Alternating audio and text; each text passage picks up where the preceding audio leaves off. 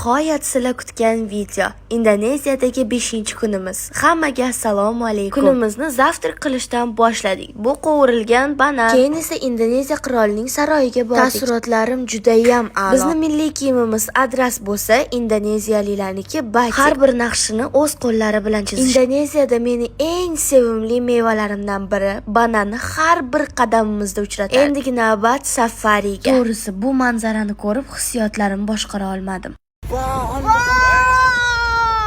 Shunaqa joyga kelib turib, mamnaqa video olmasdan ketsangiz xato-de.